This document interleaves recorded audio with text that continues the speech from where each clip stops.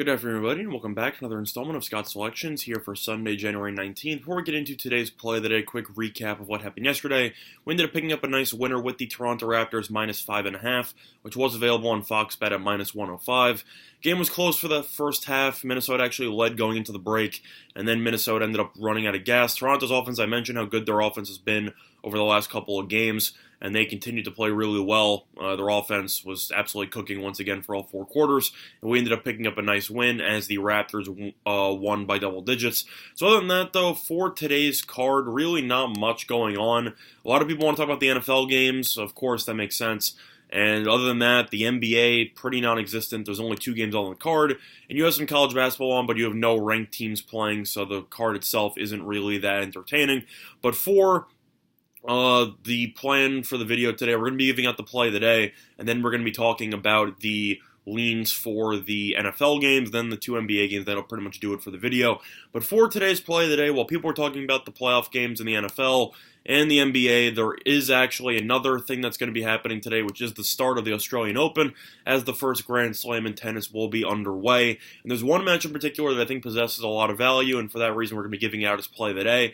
And that will be on a match between Reilly Opelka and Fabio Fognini. And we like Opelka here as an underdog, which is available at plus 102 on FanDuel. Now, there's a couple of reasons why we like Opelka in this spot. The first reason is based on the fact that these two players actually faced each other in the last Grand Slam. These two players faced each other in the first round of the U.S. Open last year, and Opelka was able to win in 4 sets. Opelka looked really good during the course of that match. He's known as being one of the best servers on the entire tour, and Fognini has had issues holding serve in the past, so I'm a little bit concerned with Fognini's ability to get enough breaks to hold on to a potential victory here. If you look at the actual match in the stats that happened in the U.S. Open last year, Opelka had 15 break opportunities, and he had 5 break points that he capitalized on, where Fognini only had 7 break point opportunities and only capitalized on 2 of them.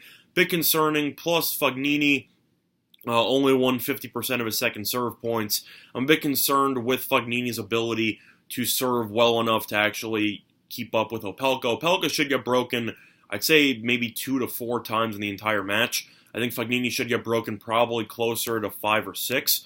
And Opelka has the ability to win in tiebreaks due to his elite serving. So I'm a bit concerned with Fognini's ability to keep this match relatively close, especially as a favorite. I just think that this line is a bit out of whack. Plus, there's 2 other things that are worth mentioning. First of all, Fognini enters this game, or this match I should say, definitely not at 100%. If you've looked at Fognini's recent matches, he has struggled, not just on the court, but he's also struggled with his actual health. Fognini enters this match having lost each of his last 2 matches. He ended up losing to Feliciano Lopez in Auckland in the first round. He was up 1-0, then ended up losing 2-1. And then he was also in a doubles match in Auckland, and he ended up losing that match 1-0 before retiring in the second set. What's worth mentioning in the Lopez match is that Fognini actually had back issues in the middle of the second set. That he called up the trainer, they worked on his back for about 20 minutes, and then he proceeded to just not play at the same level that he was for the first set, and Fognini ended up losing. And then those back pains carried over into the doubles match a day later, and he ended up having to withdraw from his doubles match. Now he's had roughly 3 days off, and he has to face one of the best servers on tour roughly 4 days later. I'm just concerned with his health right now. I would not be surprised to see Fognini's back continue to give him issues. And Opelka beat Fognini when Fognini was at full strength in the U.S. Open. And now you have the very hot temperatures of Australia with the back issues of Fognini. I just personally think that that is a very bad combo. Is it possible Fognini wins the match? Yes, but based on the fact that Fognini's had back issues and the fact that Fognini's the inferior server, I am just a bit concerned here with the line. I think that Opelka could arguably be a minus 110 or a minus 115 based on some of those question marks. And I think that this line itself provides too much value to Opelka. It's also worth mentioning that when you're betting on this, you should factor in if your book pays out for withdrawals or not. FanDuel I like for tennis because if the match goes at least 1 set, then if one of the players ends up withdrawing or retiring, then you end up still getting the win.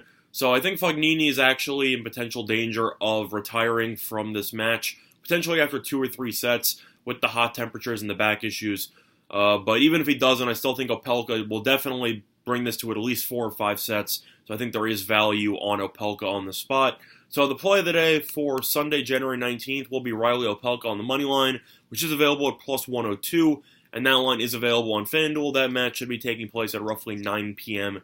Eastern Time, and that's my play of the day for January 19th. Now, talking about the leans for today's betting card in the NFL, we're going to start out with the early game with Kansas City and Tennessee. I'm going to lean to the over 51.5, and I'm going to lean to Tennessee plus the 7.5, which is available offshore. Kansas City is a great team offensively. I still think Tennessee will do a pretty good job at moving the ball down the field. When they met during the regular season, it was a very entertaining game. I know a lot of things had to go right for Tennessee to win the game itself, but I still think Tennessee is a very fundamentally sound team. They don't turn the ball over, and I'm still a bit concerned with Andy Reid in the playoffs after such a flat start against Houston.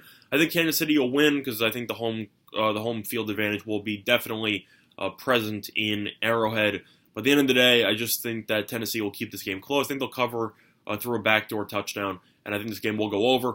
I think Tennessee should score 20-something points. I think Kansas City should score 30-something, but I think this game should go over. I see this game finishing somewhere in the realm of, I'd say, 31-24, give or take, so I'll lean to the over on that one. Now, for the Green Bay and San Francisco game, I actually like Green Bay plus 7.5 and the under 46.5. I know money's come in on both the Niners and the over, but I'm actually going to go against the line movements on both of those. Green Bay got embarrassed against San Francisco in the first meeting, but at the end of the day, Green Bay knows how to win ugly. I think that this offense will stall out occasionally, but the defense has actually looked really good lately, and I think San Francisco's defense looked really good as well. I think both quarterbacks should struggle a bit. I think Garoppolo was pretty bad against Minnesota, if people want to actually call a spade.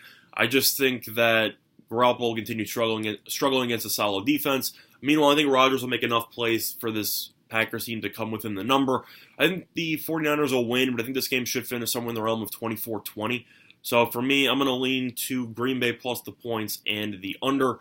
And for the NBA, I'm going to lean to Miami minus the 1, and I'm going to lean to Denver minus 1.5. For me, I think both those games are toss-ups, but at the end of the day, I don't like the way San Antonio's been playing. They lost at home to Atlanta. Miami's coming in off a nice road win in their last game.